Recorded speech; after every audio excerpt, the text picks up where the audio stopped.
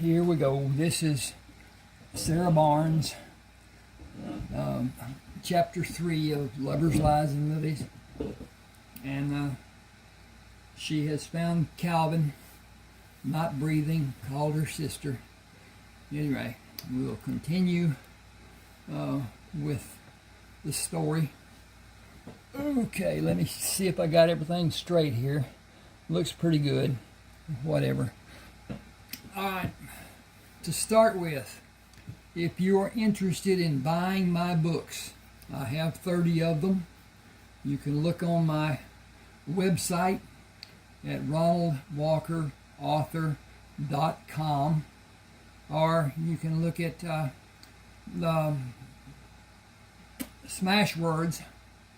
Look up Ronald Walker Author, or you can look up one of the books, whatever. But anyway, the payment for one. And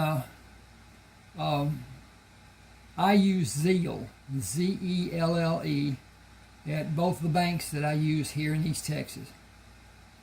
It's safe.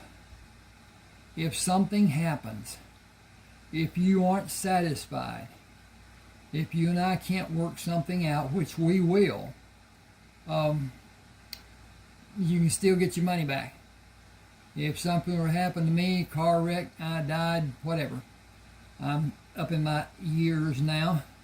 Don't have much time left, I don't believe. But we'll see. My wife tells me I've got long years, so therefore I'm going to live a long life.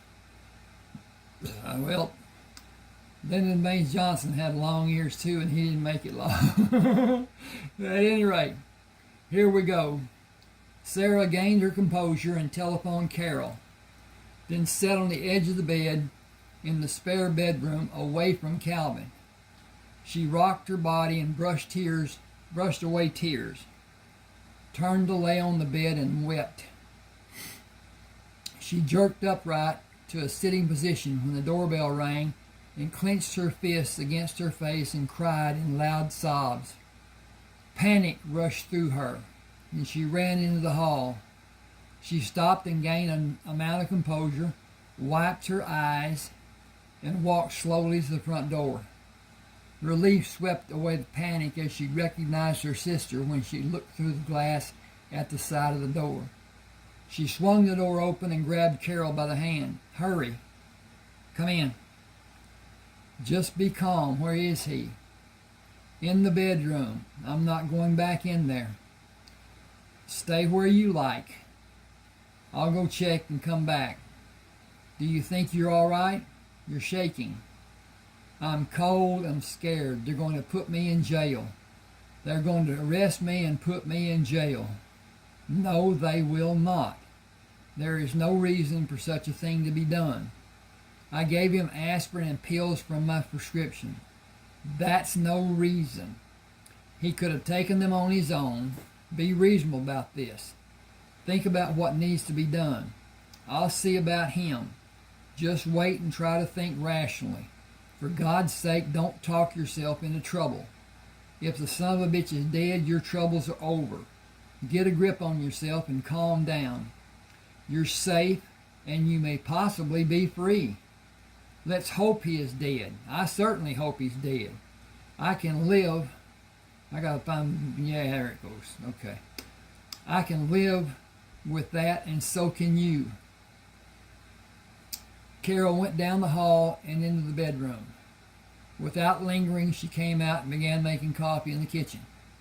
"You're right, as best I can tell. He is dead. Now come in here and settle down. I called the hospital and the ambulance is on the way.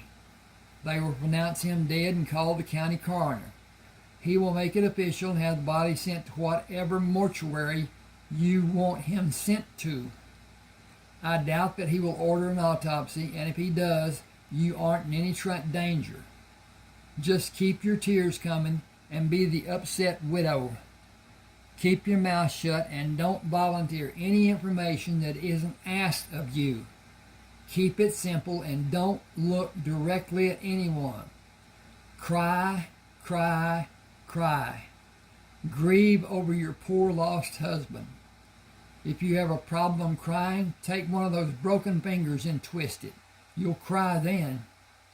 Carol placed her hands flat on the table. Are you ready? Can you pull this off without shouting for joy at being free of the bastard? You're sure they can't do anything to me? Absolutely certain. Unless you say something stupid like you killed him. It will be ruled as death by natural causes. Straighten up, keep calm, and just cry. I'll answer all the questions I am allowed to answer. When an operator, I got an A there, should be an A-N. When an operator at the hospital asked what the emergency was, Carol said it appeared to be a heart problem. The ambulance arrived, heralded by the up and down volume of the siren.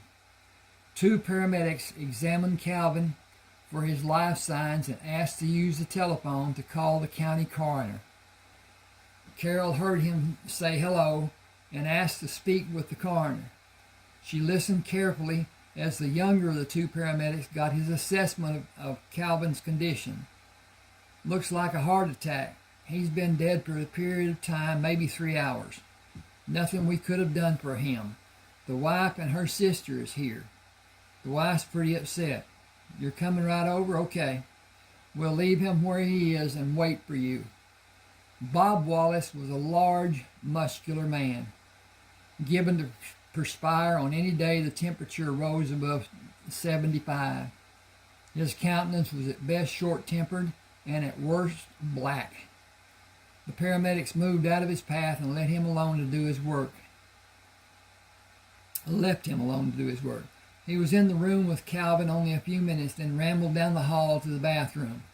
Leaving the door open, he rifled through the medicine cabinet, bent down, rested his hands on the sink, and yelled into the cabinet. Did he have a previous heart condition? One of the paramedics yelled back, I don't believe he did. I didn't ask some jackass who doesn't know anything about anything. I asked the wife. Now, if it wouldn't be too much trouble, could you shut up and let her answer? He started out of the bathroom, moved slowly down the hall toward the front of the house. Carol answered, he didn't have anything wrong that we know of, Bob. Who's that? Carol Howell. Did you not recognize my voice? It's too damn hot to recognize anything. Why can't people choose a decent time to die? Like when it's cool. Did you say he had a heart problem? He turned the corner and moved into the kitchen. Carol handed him a large glass of iced tea. If he did, we didn't know about it. He drank a lot the last few months. Well, he won't be doing any more drinking. You boys can wheel him out now. I'll write it down as a cardiac arrest since he's your brother-in-law, Sarah. Sarah, I'm sorry. That's all I can say. We will all die soon enough. If I don't miss my guess, I'm about due. We aren't ever ready, no matter how much we think we are. If it is any consolation, he didn't suffer. He died instantly, near as I can tell. There were no signs of muscle constrictions and no broken fingernails. I'd say he went peacefully. There's no need for anything else to be done unless you want an autopsy to be performed. I can't recommend one, and you will be required to pay for it if you want it done. You were alone here with him last night, weren't you? Sarah held a handkerchief over her nose, obstructing the view of her face by looking down. Her hand moved with her head as she nodded yes. She held her hand with the cast across her body. Carol put her arm around Sarah and faced Bob Wallace. She doesn't have any money. All the people at plant have life insurance and burial insurance. It's mandatory that it be taken out when someone is hired. The management people get their first $50,000 free and pay for anything in excess of $50,000. If he didn't borrow any money on the policy, she has at least $50,000 in whatever the burial policy is. I think it's somewhere around $2,000. That probably won't be enough to cover his funeral, but it will be close. What mortuary do you want him taken to? Hawthorne's will do. I know a few of the people there. They do a decent job and they will be good to Sarah. Thank you for helping. Bring your sorry ass over some night and we'll throw some steaks on the grill. Bring the beer and the barbecue sauce too if you want it. Bring a date if you like. Just pop in. We'll make do and be glad to have you. Thanks, Carol.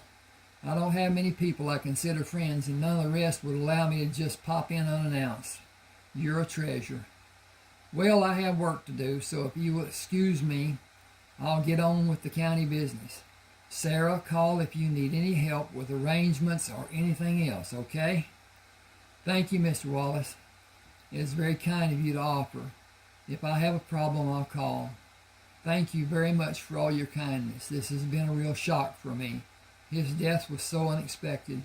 I'm afraid I've been less than a good hostess. I'm sorry. A death is never the best time for anyone. Just care for yourself. And I'm ready and available if you need me. Just call. Anything. Here? Carol telephoned Calvin's employer to notify them of his death and inquired about the insurance policies. She was given an agency in town to call and informed that the insurance company would have the check sent to the bank. Calvin borrowed $49,000, which was deducted from the $50,000. She made arrangements for Calvin's internment and handled the necessary matters to help Sarah. Calvin was the center of Sarah's life, and his death was a blow to her in the sense that it left her alone, without help, and she did not know what was needed to be done. She felt there was nothing to hold on to from her marriage. The part of her marriage that was pleasing to remember was only a fleeting memory, and the undesirable portion immediately took over Sarah's thoughts. She felt her own life had ended, and desperation gripped her efforts at trying to construct a new one. Sitting in Carol's kitchen 2 days later, Sarah looked pleadingly at her sister and said, I feel empty and hurt and sad, and I'm lost. How do I begin a new life alone like this? Excuse me a minute, I'm going to get a drink of Pepsi. No, this is tea. Okay.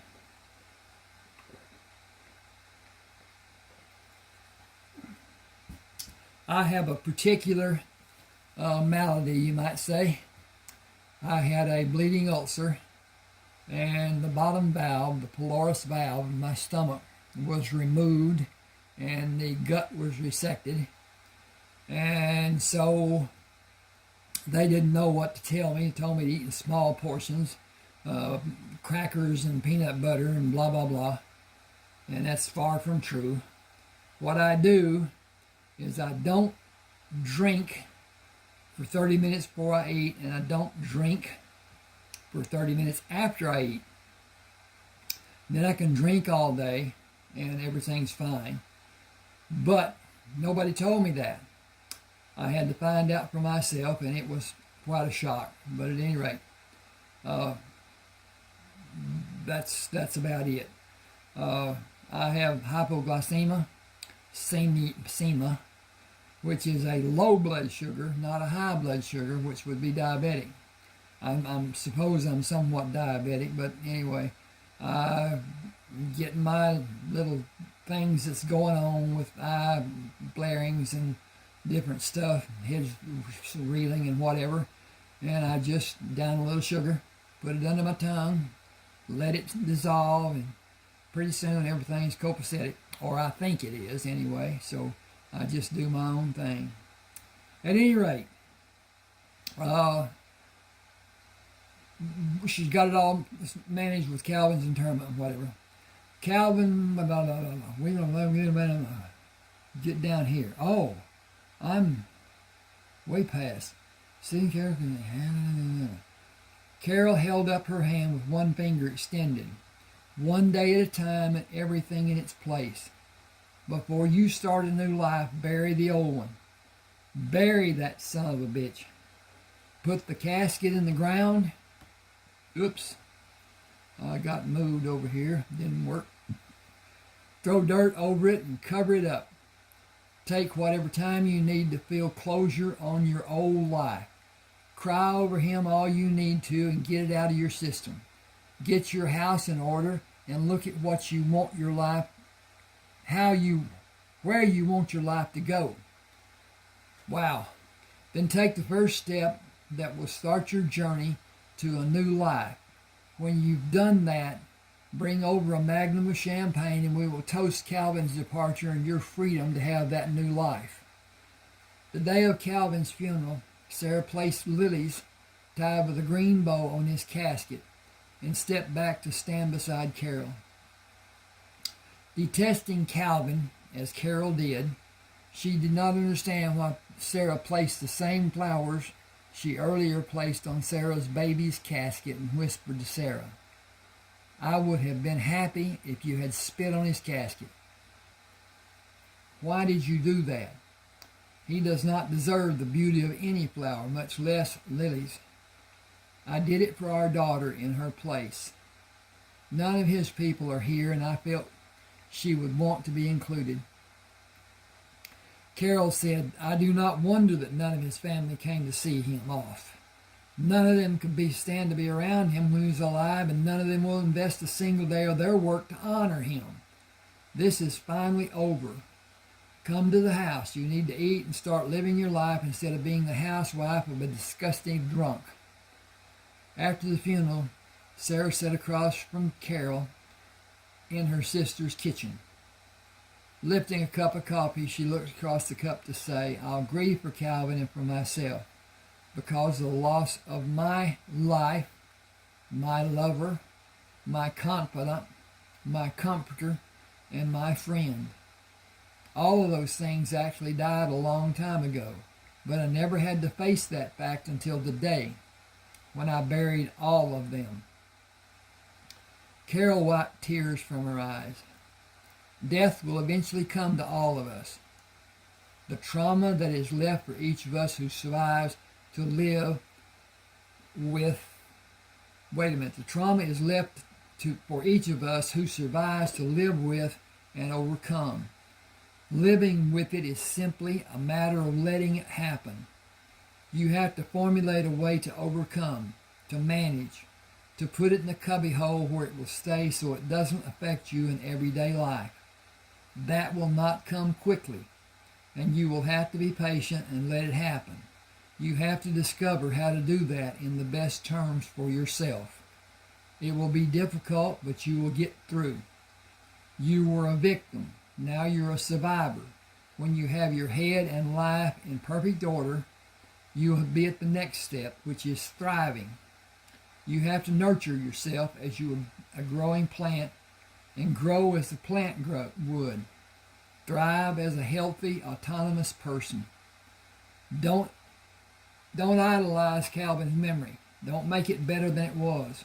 Remember everything, not just what you would have liked it to be. Remember how your hand was broken and look in the mirror from time to time. It's very evident you weren't able to completely straighten your nose the last time it was broken. Remember that. Yes, and remind yourself what your life was like. And remember how you were hurt. How much worse would the abuse have become? How much worse would your injuries have become? Thank God he's dead, and we will never know how far it might have gone or how bad you might have been hurt. Okay, this is chapter 4. Excuse me just a second. I got to check on stuff here. I have a problem that I don't know if it's actually real. YouTube does not allow long, and I don't know how long, videos. So I try to keep mine down and try to stay in good graces with everybody. At any rate, here is chapter 4. Sarah fought depression constantly bombarding her until she broke into tears and screamed against the pain of her life. She took comfort in the warmth and welcome of her bed during the time she was unable to maintain control. Reclining on her stomach until the bouts of despair passed, her tears brought relief. She busied herself cleaning the house as well as her one useful hand would allow, and spent the remainder of the time reading. It was a labor for her to do more than stay in the house and get through the day. it was a labor for her to do more. Okay. Carol was the only person she allowed to visit her, feeling too ashamed to let anyone see her bruised and wearing a cast on her arm. She thought of ways she might recount with the friends she once had that Calvin alienated.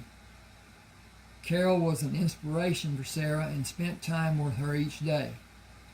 You could come to our house and get away from the memories this house holds for you. Just a change and possibly a little relief. Sarah managed a weak smile. I would feel I was bringing pain to your house and running away from my pain. I have to feel I'm winning the battle by facing my problems. I can't accomplish anything if I can't do that. I appreciate the gesture, but I'll stay here until I have something to run to instead of away from. The cast comes off tomorrow, and I think it will help. If I can manage to get through this week, I think it will be a milestone and I'll be so much better. The following day, Sarah got up early and put on a record with a fast beat, hoping it would cheer her and brighten her day. She fixed breakfast, but only ate a small portion. There was a monumental day. This was a monumental day. Excuse me just a second. I got a repair to make here. If I can get this done stuff. Okay. Had a comma there. Didn't need to be. Now I got a place where it says to put a comma and I don't see the sense in it. And divides the sentence, and I think that's good enough. Now, yes, if subjects is on one end of the and another on the other side, yes, it needs a comma. At any rate, here we go. This was a monumental day. The cast was to be removed, and enigma of that presence would be gone. She cheerfully dressed for the visit to the clinic. A small saw produced a whirring noise, and its revolutions diminished as it pushed against the plaster. The doctor broke the two edges apart and removed the bandage from Sarah's hand. The paleness of her skin will be gone in a short time. I'm sorry, he's talking. The paleness of your skin will be gone in a short time. You have healed very nicely. We should have a toast, but there are laws and we are fresh out of champagne. Call me if there's a problem. You may suffer small strains if you overdo. The muscles in your hand have atrophied. Oops. I'm not on the page where I can do this. Okay. Atrophied from lack of use. Ease back into using your hand. It will gain strength in a few days and should be fine. Sarah looked up smiling. Thank you for all you've done. She felt a heavy load was lifted from her when the cast was removed, and before going back to the house, treated herself to a meal at her favorite steakhouse. She found little change about the feelings she had toward her house. It was a symbol of pain she had suffered, and she took no comfort from having it.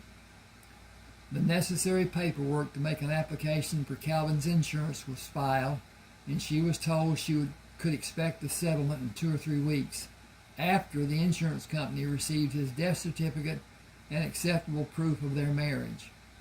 By virtue of a state law, the funds in her bank account were frozen after Calvin's death.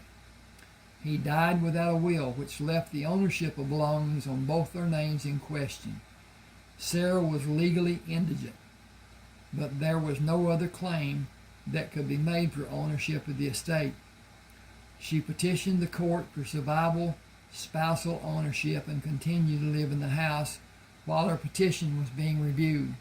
She was not able to withdraw any of the money in their account, and the funds were given to the Hawthorne Funeral Home to be applied to the expense of Calvin's burial. Sarah was left to ask for charity from those people who Carol knew that might give her aid. The lending institutions refused to give her a loan, telling her that she had no credit rating because the loans taken out before Calvin's death were in his name. She tried to use the insurance settlement as collateral, but lack of a credit history was again cited as a reason for refusing to give her a loan. Even Calvin's bi-monthly check from work was given to the funeral home as quickly as it was deposited in the bank. Carol made her a loan of $300 and helped her get through the weeks before the cast was removed. But that was not enough to pay all the monthly payments, and the funeral home was pressuring Sarah to pay the remainder of the funeral expenses. Excuse me.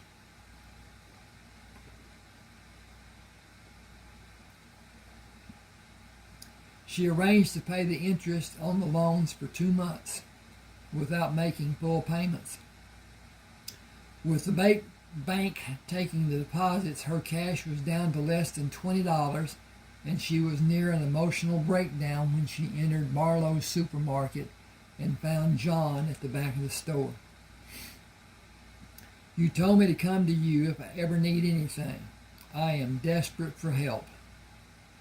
Come up to the office. I heard what happened to your husband. I would be less than honest if I said I was grieved. I am ambivalent about his death because I regret your loss and what you have gone through, all that you have suffered. But I feel no sorrow because he can never hurt you again. It wasn't totally his fault. Are you telling me it was also your fault that he beat hell out of you and didn't give a damn if you were injured or possibly maimed for the rest of your life? That is asinine and preposterous. You were the victim, not the perpetrator. You have no responsibility for his violence. You don't see yourself as the cause of him hurting you, do you? They climbed the stairs leading to the office, entered and sat facing each other at his desk on opposite sides. I had a responsibility to our marriage to make things right between Calvin and me. I failed in that responsibility and could not get him to see anything other than what he saw as our individual failures. I have to disagree with you. He had a sickness, and he had the obligation and responsibility to seek competent help to cure his sickness. His abusive attitude toward life and his wife, and his using you as a punching bag to vent his anger, coupled with the aggression he was unable to take out on life, was a sickness. The fact that he felt as he did about life playing tricks on him and his need to strike out at something or someone was a sickness. The first time he lost control and hit you should have alerted both of you to his need for help. If you have blame in what happened, it is merely the fact that you loved him and gave too much. Excuse me. It's wintertime. Tears welled in Sarah's eyes, and he handed her a napkin. She looked at him over the napkin and wiped her eyes. You don't understand. I have no money to pay for anything, and I have no hope of getting any. I've spent the day talking to bankers and loan officers without even a glimmer of hope for any help. They all say the same thing. I have no credit history, and they are powerless to help me. I have money coming in a few weeks from Calvin's insurance, but that doesn't matter to them. I don't know what I'm going to do. I have bills to pay. The bank has, it didn't do anything, taken my money because Calvin didn't sign a right to survivorship for me. That would have given me the ability to use the money in the checking account when he died. Instead, the funeral home was given the money. Then, because I thought I could write checks, I have several to retrieve that were returned to the business where I wrote them. They were returned as insufficient funds. Barlow's holds 2 of them. All of them going to be turned over to the prosecuting attorney for trial. John dialed the telephone. Hello, Harold. This is John Barlow. I'm sending Sarah Barnes over to see you. Please do me a favor and give her any money she may need. You can set it up for a 30-day pay off or however you want to do it. Yes, that will be great. Thank you. Goodbye. He returned this receiver to the cradle and turned to Sarah. You can see Harold Townsend at Liberty National Bank and get the money you need. You can do that today. Just go to the door and tell them who you are. They will see that you're helped. Do you have plans to work? I want to have a small mail order business to include processing machines for food preparation, red dough hooks, blenders, toasters, counter ovens, pastry trays, different size baked pans, cake pans. Woo! That baked cake, that's very close. and everything needed for cake decoration, utensils for cooking. The proceeds, processed. Woo! I got my eyes all, whatever. Anyway, and the processed food to make specialty items.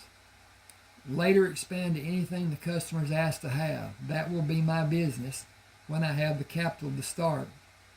How much do you think you need? I'm not really sure, but I think I'll be able to get the inventory I need for less than $12,000. Get that money along with other funds you need when you see Harold. He won't lend me that kind of money. Just tell him what you need and what you can handle. You'll get the loan. Sarah smiled and wiped away the tears. It's almost eyes, but it could be ears. We'll see. Anyway, thanks for trying to help. I am at my wit's end. Don't underestimate the kindness of the human heart. I've seen numerous human hearts this whole day long. None of them were beating in my favor. They were not properly motivated. Go to the bank with faith in human kindness. A burly security guard met Sarah at the front of the bank. Hello, are you Sarah Barnes? Yes, I am. Please follow me to Mr. Townsend's office.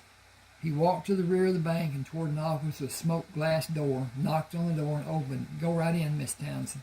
Mr. Townsend is expecting you. Woo! Get awful dry sometime. But anyway, here we go.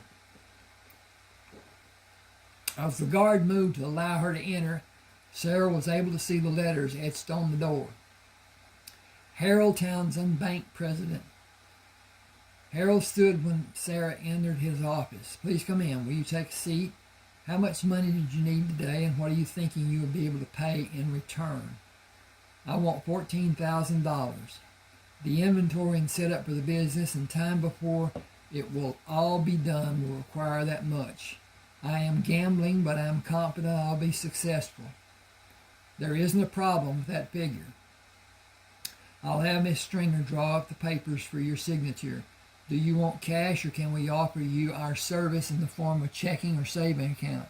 The checking account might serve you better. I'm sorry, Mr. Townsend, I can't afford to have two checking accounts.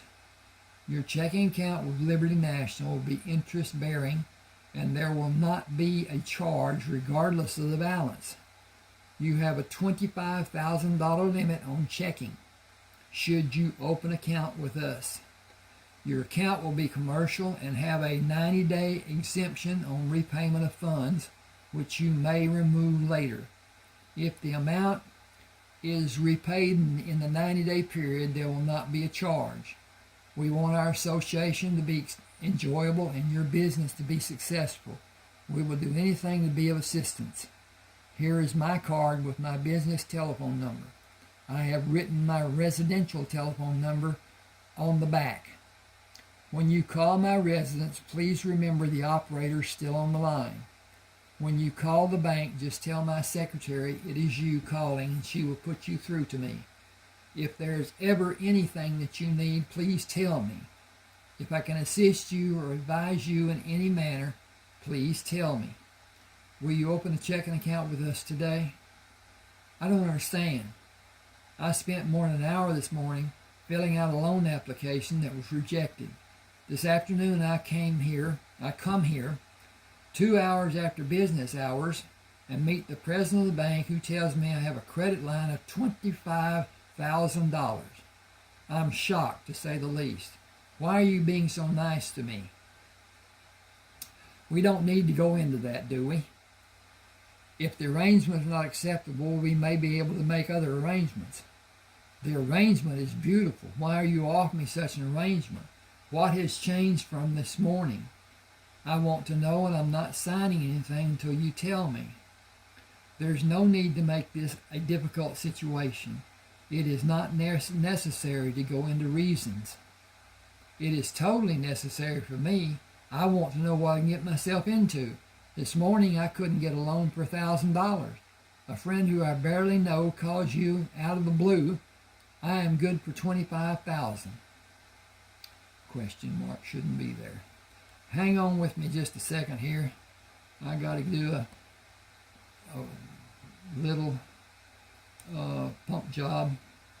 Okay. What has changed?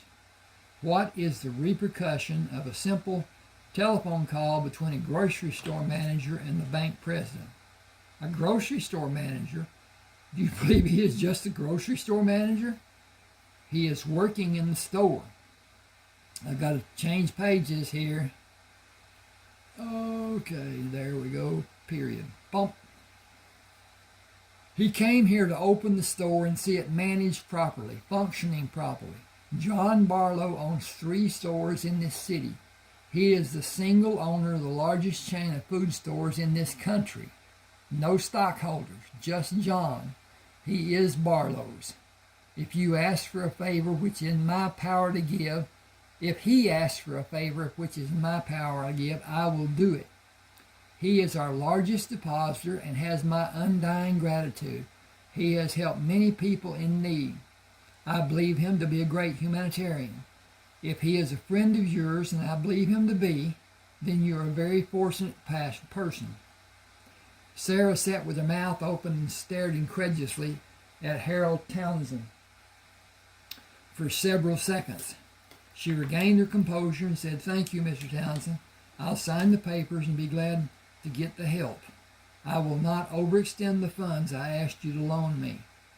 It could be in your best interest to go out on a limb sometime. If the gamble is small, it might be that the gamble exists, it might not. It may only exist in your mind. Talk to me, and perhaps we can get your business to generate needed capital to pay its way and have enough at the end of the month to keep you comfortable. You never know what you're capable of doing until you try. Thank you. I intend to hold you to your word and ask for your help. It will give me great pleasure to help you succeed. Just call or drop in anytime. It will be I will be delighted either way. Goodbye and good luck." Sarah left the bank, drove to Barlow's supermarket, found John in his second-floor office, She sat in the chair and pretended to be angry. "Why didn't you tell me you'd owner this store?" It is 10:17. He smiled at Sarah's question and placed the writing pen on his desk. Minute.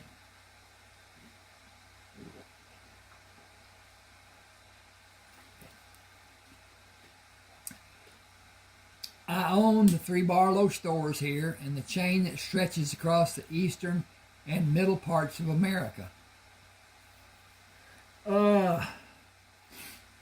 And all of the southern states.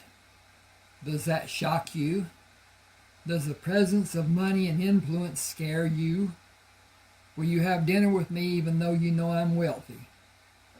Do you think that money puts me in a better position than you?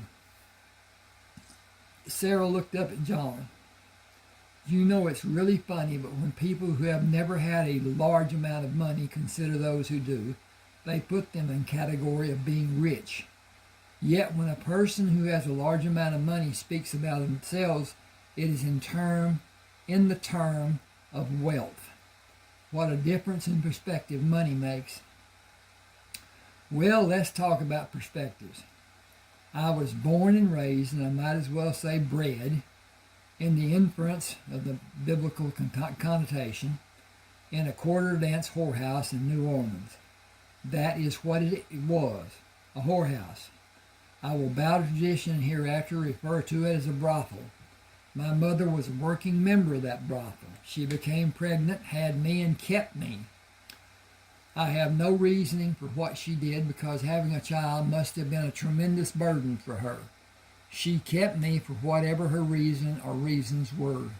After her death when I was 2, the madam and lady of the house raised me. Boy, that doesn't fit, because that ain't what happened. I got to change that. Oh, I'm just going to take that a little bit out. I'll hang on just here. After her death, the madam.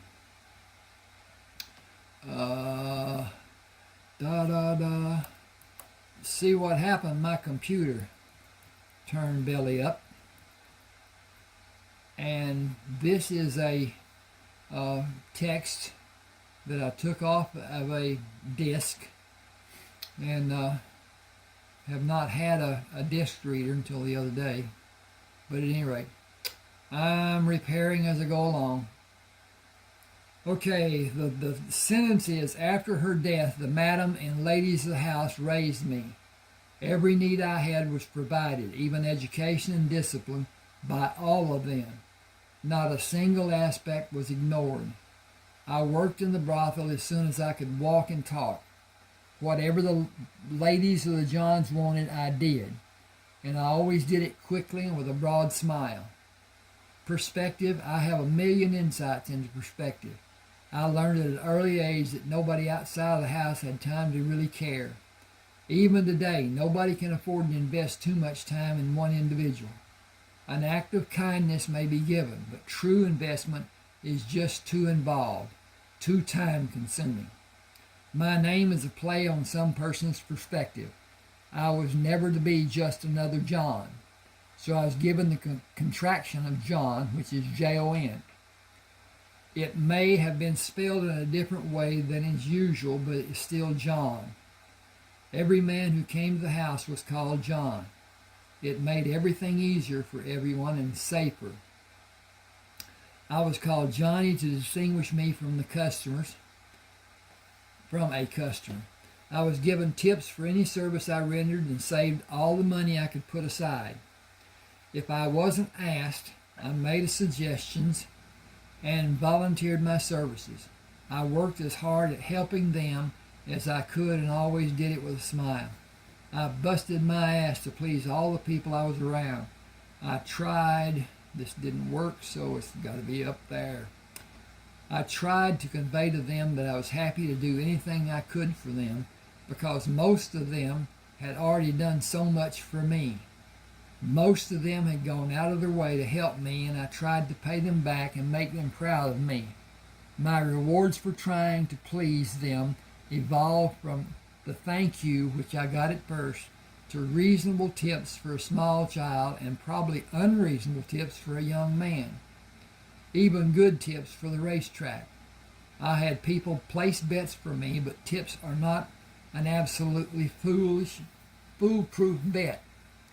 Those bets always won.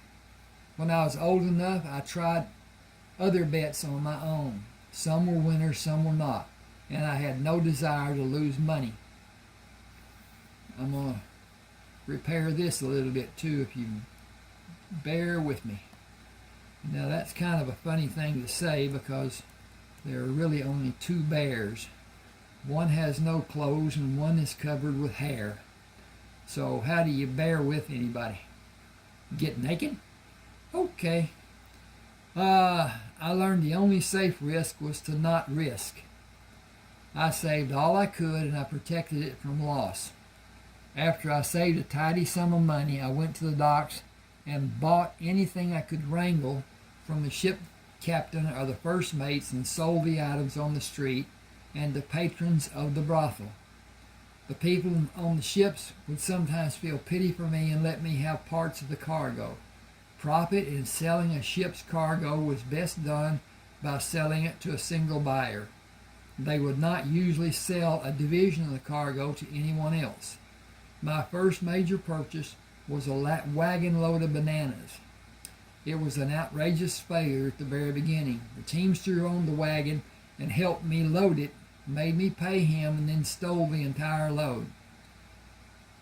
I only got it back because I told Madam what happened.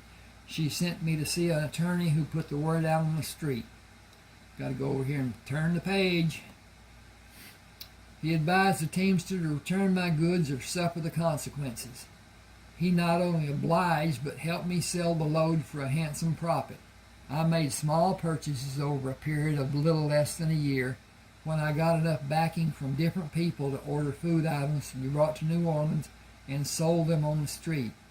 A John suggested that I should open a store and sell my goods, and that is how Barlow's was born. The name was not a problem for the people in southern Louisiana because of the French-Acadian influence. It is pronounced Barlow. I considered changing it to ease confusion, but the stores grew so fast I never did. Sometimes I'm proud of my name. Besides, I don't know where it got sometimes, but anyway, I messed up there. Please excuse me.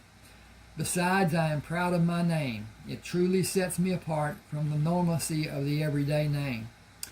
Excuse me, but I'm getting ahead of myself. A third store was quickly built in New Orleans, and then the construction absolutely exploded. There were several times when cities actually gave me ground to build on, just to get my store built there.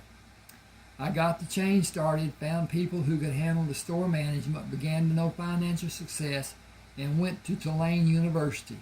I wanted something to fall back on as food stores flopped. I got a doctorate in pharmacy. But more than a degree, I got a wonderful time. I once had 16 dates with 12 different girls in 14 days. If I had much more education, I might not have survived. It is still difficult to realize the growth that higher education forces on the student. I started at the bottom of the heap and virtually came up from poverty. I was taught every trick, whether it was for good or for bad. I have seen about everything you can imagine and about every type of person. I have been educated in every sense of the word, in particularly the worldly sense.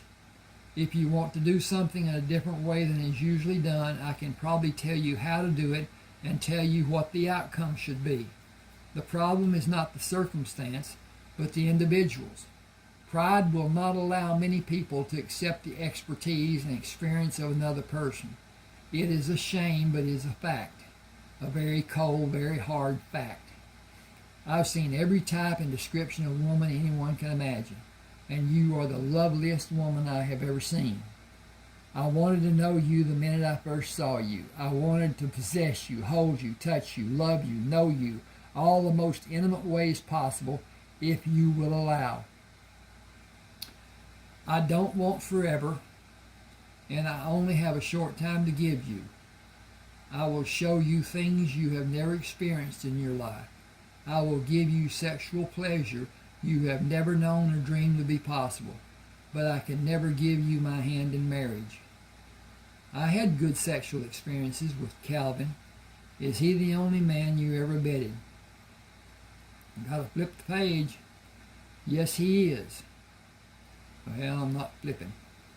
I would hazard a guess that you have probably never experienced an earth-shaking climax. You have probably never had love made to you by a man who takes his time. You are probably in the large percentile of women whose husband's idea of foreplay is about 3 minutes of affection and 8 minutes of animal lust. His idea of sex was probably get it up, get it in, get it all, and get it off. He never considered you because you did not know how or what to do or what you needed to have done. I am not trying to denigrate Calvin. I am only saying his education in the bedroom was probably limited. Most men are too embarrassed to go to a house of ill repute and learn sexual technique or research sexual responses, or they didn't have a partner who could teach them. Everyone is different in their responses, and a sex life as a program requires experimentation and discovery. It needs times for the partners to know the other's needs and ability to respond. I have no doubt our first time together will be explosive but awkward, and it will be a sexual awakening for the two of us individually. Excuse me.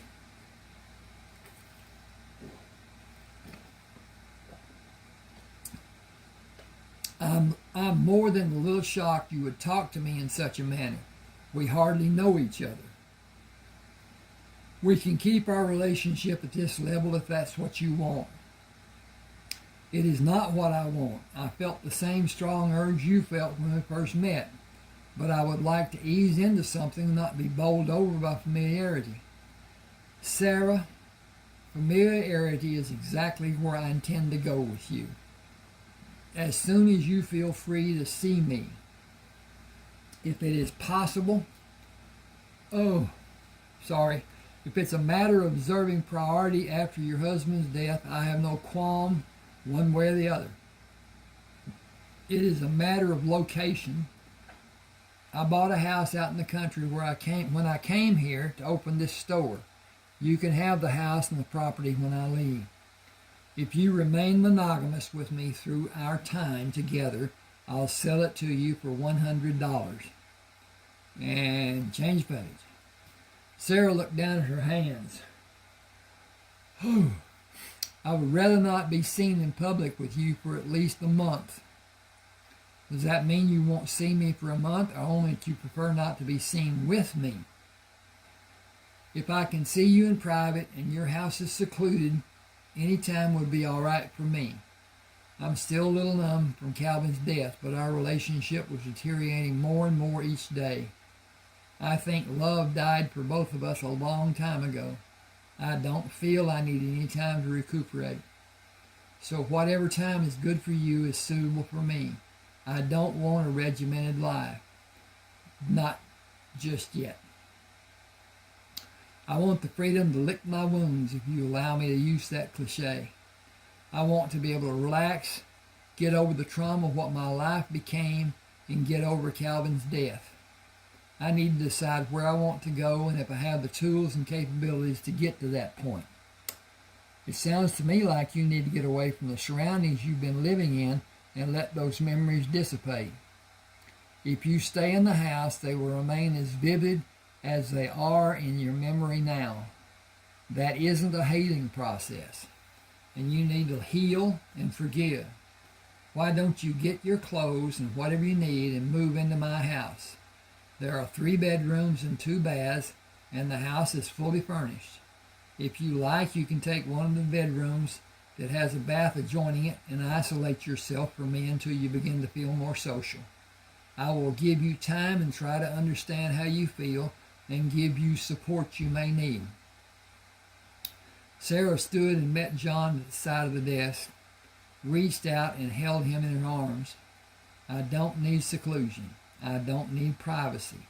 I want to make love to you and feel like a complete woman again.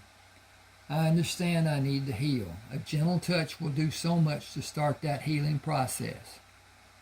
Then please get what you need from your house and meet me back here.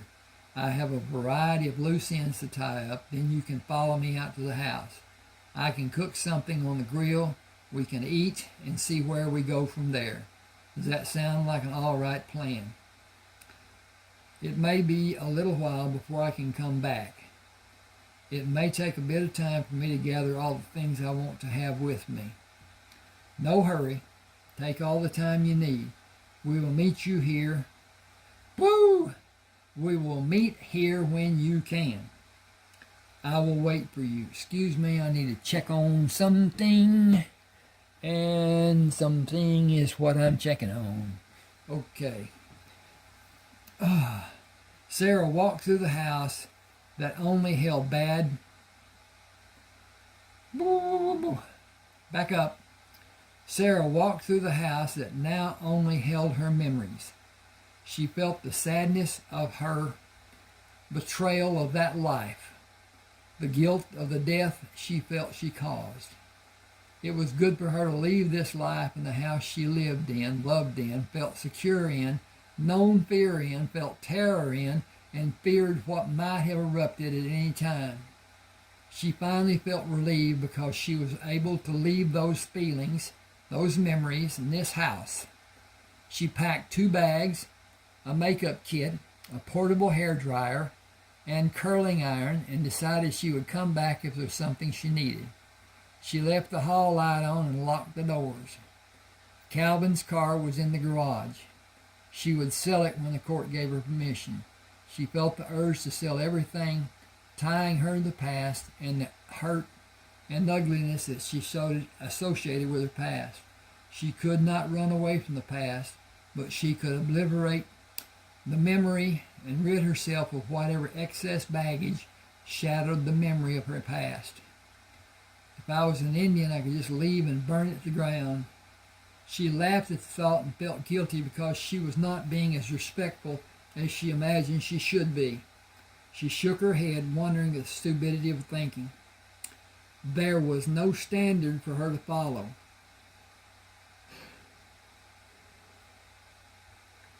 It was not her intent to kill Calvin. She was not glad he was dead, or was she? No, his death was an accident. Her heightened emotion made it impossible to decide how she felt about his death. She was glad he was not able to hurt her any further.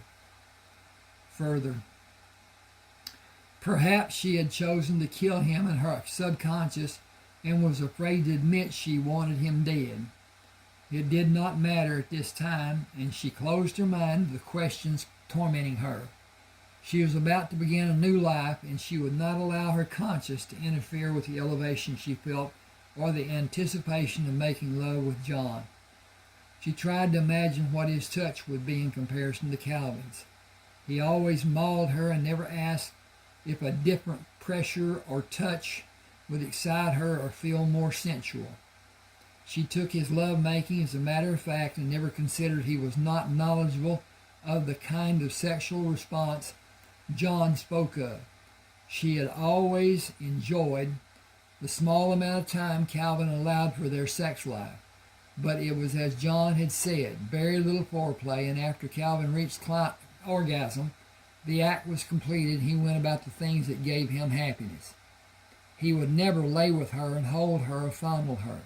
He considered that a part of the actual sex act and restricted it to the bedroom.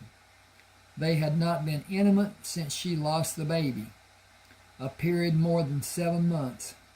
She yearned to feel John's touch and hurried to meet him.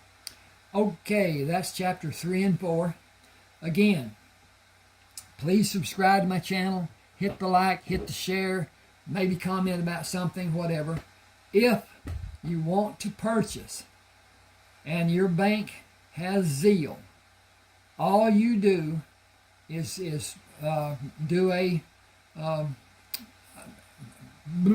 messaging on there and send the money to an email address. Then your email address will show up on my account, and the money that you had sent, then I don't even need your address, don't even need to know where you live. I will send it to your email. It will be in Word form. I'll do a PDF if that's what you want. And but at any rate, all these 30 books were published on Smashwords. Smashwords had sold out to Draft to Digital, D2D, and they are not, I guess I'd say, user-friendly. And I need to get away from that type of whatever. One of my books last 2 weeks ago